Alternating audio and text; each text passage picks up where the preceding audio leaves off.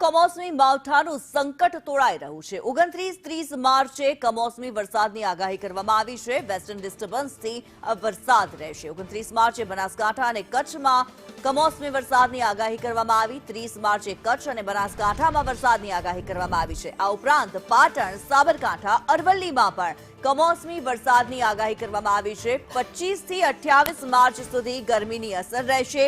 પવનોની દિશા બદલાતા ગરમીની અસર રહેશે। इसमें 25 से 28 तक मौसम आमतौर पर शुष्क रहेगा। 28 के बाद 29-30 को आइसोलेटेड प्लेसेस में लाइट रेन थंडरस्टॉर्म का पॉसिबिलिटी रहेगा। इसमें जो डिस्ट्रिक्ट 29 तारीख को आ रहा है, कच्छ डिस्ट्रिक्ट आ रहा है, बनासकांठा डिस्ट्रिक्ट आ रहा है।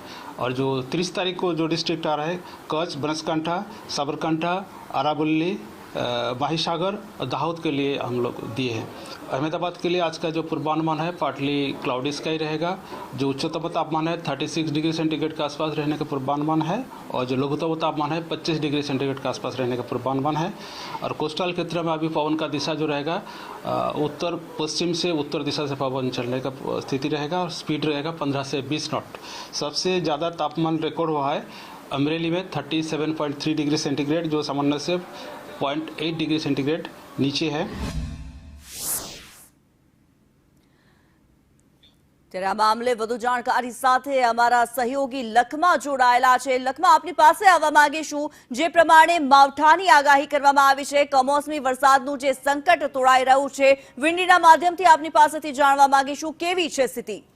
બિલકુલ કિન્નરી, અત્યારે કમોસમી વરસાદ અને જે આગાહી હવામાન વિભાગ તરફથી પણ વ્યક્ત કરવામાં આવી છે અને હવામાન નિષ્ણાંત અંબાલાલ પટેલ તેમના દ્વારા પણ કહેવામાં આવ્યું છે કે અત્યારે કઈ કઈ દિશામાં વરસાદ વરસી શકે છે, કયા કયા એવા શહેરો છે, કયા કયા એવા જિલ્લાઓ છે અને કેટલા સ્પીડમાં પવન ફૂંકાઈ શકે છે, તે તમામ બાબતો આપણે વિંડીના માધ્યમથી સમજવાનો પ્રયાસ કરીશું અને દર્શકોને પણ બતાવીશું કે કયા કયા વિસ્તારમાં કઈ તારીખે ખાસ વરસાદ રહેવાનો છે।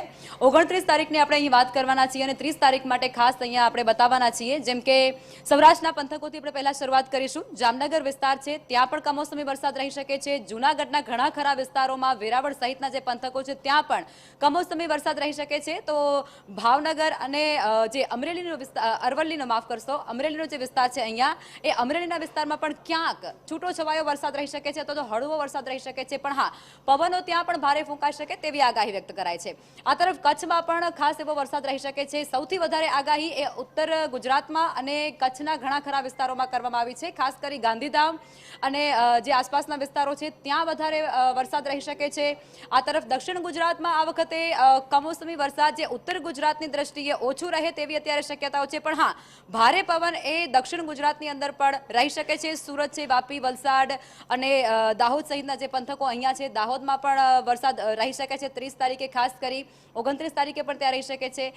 2 તારીખ સુધીનો આ આખો જે વાતાવરણમાં પલટો આવવાનો છે અને ભારે પવન ફૂંકાવાનો છે, તે તમામ 28 થી 2 એપ્રિલ સુધી રહેવાનું છે। અને આ બધા વચ્ચે ગુજરાતની અંદર તમામ વિસ્તારોમાં છૂટો છવાયો ક્યાંક વરસાદ રહેવાની આગાહી છે, તો ક્યાંક ભારે પવન સાથે પણ કમોસમી વરસાદ વરસે તે પ્રકારની આગાહી કરવામાં આવી છે। ખેડૂતોને સાવચેત રહેવા માટે સૂચના આપી દેવાય છે। ખાસ કરીને પોતાની જે જણસ છે તેને માર્કેટિંગ યાર્ડ ખાતે ન લઈ જવાની પણ ખાસ સૂચના આપી દેવામાં આવી છે અને તમામ જે લોકો છે તેમને પણ જે 40 થી 50ની સ્પીડમાં પવન ફૂંકાવાનો છે તેને લઈને પણ એલર્ટ કરવામાં આવ્યા છે। જી, ધન્યવાદ લખમા।